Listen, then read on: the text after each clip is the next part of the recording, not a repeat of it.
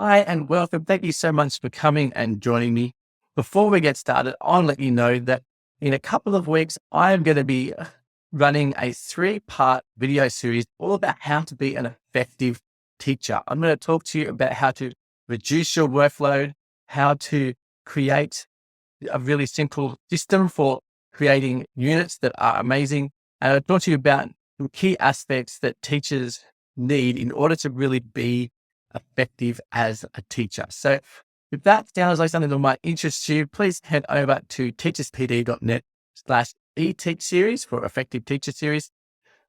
Make sure you subscribe there and I'll make sure you get the email so that you can come and watch this 3-part series of videos that are designed to help you become an effective teacher. Well, today I'm also going to help you to become an effective teacher as I talk to you about being countercultural in your teaching. You see, for teaching, there is this culture where we pride ourselves on being busy. In fact, sometimes it's a competition. Sometimes teachers start comparing with each other who is the busiest, who has the most workload, who did the most over the weekends, who stayed up the latest with their marking, or who has the most number of reports to write. And this kind of competition in being busy is very unhelpful for us as teachers. I don't think it should be fashionable for us to be busy. In fact, I think busy is terrible. I talk about it a lot in my book, Work Less, Teach More. I talk a lot about how not to be busy, how to reduce your workload. And this culture is really part of what's causing a lot of the issues within education as a whole. Outside of education, I don't know if it's kind of come into education yet, but the hashtag hustle idea, it's really about working lots. If you work really, really hard and that means that you're more valuable, it means that you should get paid more because you're doing all this extra work and you're hustling and getting all the little things done. But really all that is code for being a workaholic, right? This is a culture that's set up to cause teachers to be workaholics. And I think it's ridiculous that this is the culture that we have created for ourselves. We all complain about being so busy and having too much work, but yet there's an element of us that seems to take pride in this. And so today I'm talking about being counter that. And I want to start by telling you that a bit of the root of where this comes from. You see, schools and education all started with, it was all female teachers. Women of the world were our main educators. And so the system was very much set up to take advantage of women and to just pull all the right cords to make the woman do as much work as possible for as little pay as possible. And that's the foundation of education basically around the whole world. And it's part of what has caused the problem is that the misogyny that is still exists, but was very much more obvious in the past. They were very clearly taking advantage of female teachers and weren't allowed to go and have a boyfriend without the principal's permission, all kinds of stuff. And it just continued to be part of the culture now and the societal expectations of teachers. We talk about doing anything for the kids, and I think that is silly. It's ridiculous. We should not be doing anything and everything for our students, right? That's not going to teach them to be independent. It's not going to help us to actually be able to teach for a long period of time. We're going to burn out super quick if we are doing anything for the kids, right? And we see this argument coming in all the time with teachers. Oh, can you do this? Or why won't you do this for the kids? We have parents call us and say, why won't you do this for my child? It's all about the kid, right? And yes, we love the children. We value the children. We want them to be successful. But reality is they're going to have 13 teachers in their lifetime at least. And I don't need to be everything for this student. I don't need to be the one that absolutely transforms their world. I mean, I'm going to do that anyway by being effective and not busy. And so this is the difference in what I am promoting across everything that I do is that I want teachers to be effective teachers where they're having a greater impact on their students, but with less work. Okay. And I'm all about reducing work so that you can be more effective because busy and hashtag hustle is not effective. It's actually the opposite of effective. There's plenty of research that says that if you work more than, I think it's something like 46 hours in a week, then actually your hours that go on top of that, you become less effective. You actually get less work done in more time than you would if you had less time.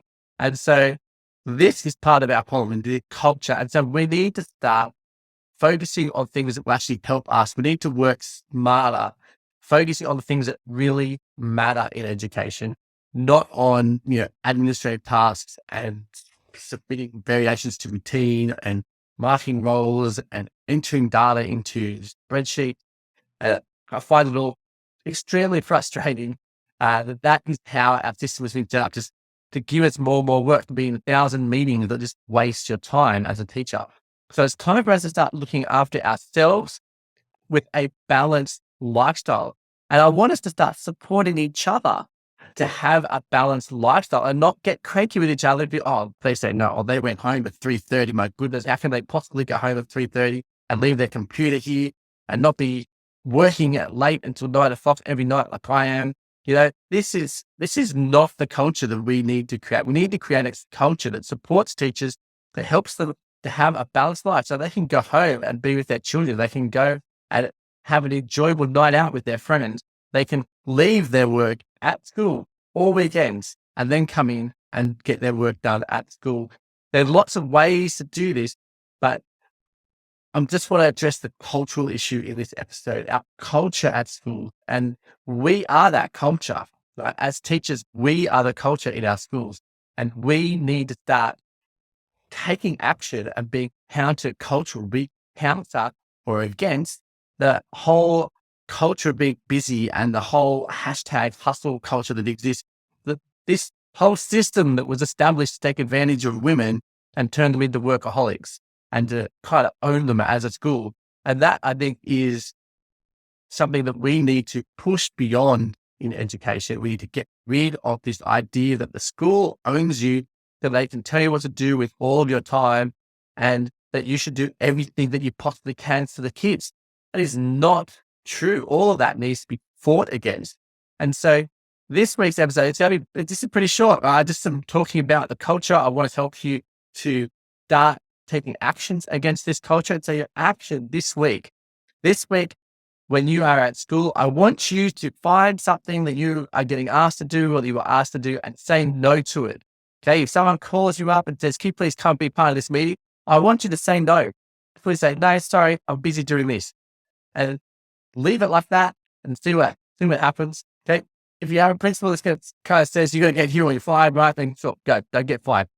But then go look for a job elsewhere. You want people who are going to support you in getting the things done that matter.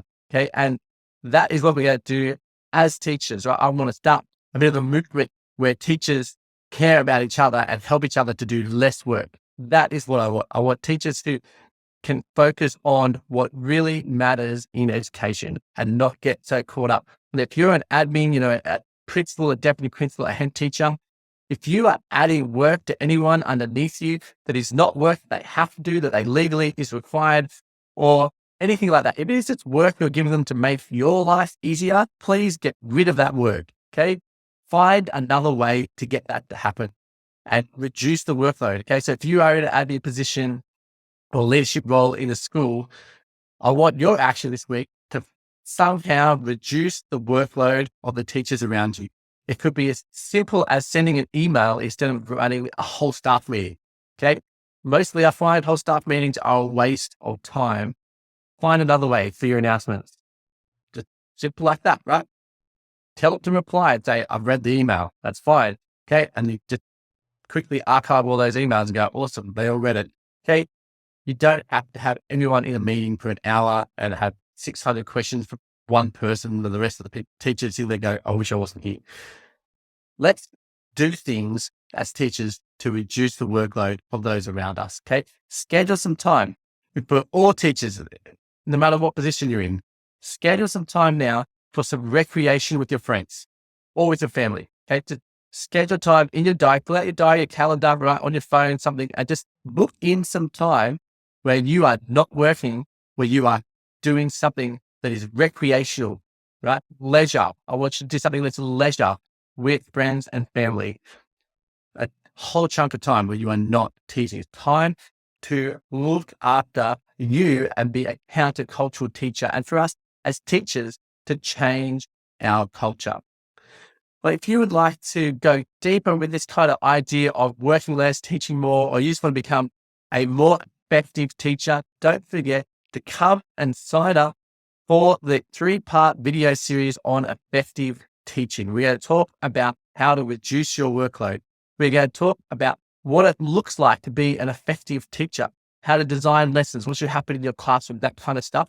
And I'm also going to talk about the 4 key things that teachers need to be doing, to be involved in, all that kind of stuff for them to be effective and to be effective long term. And part of that is this whole being countercultural and reducing your workload, because you cannot be an effective teacher long term if you are working busy and just working 50 hours a week and that kind of craziness. That's going to burn you out. That's going to get you really frustrated and stressed and anxious and annoyed at the whole system. And I want you to be counter that. And so come and find out the effective teaching series. Go to teacherspd.net/ET series. Sign up there. I hope to see you. Otherwise, I will send you another podcast episode next week.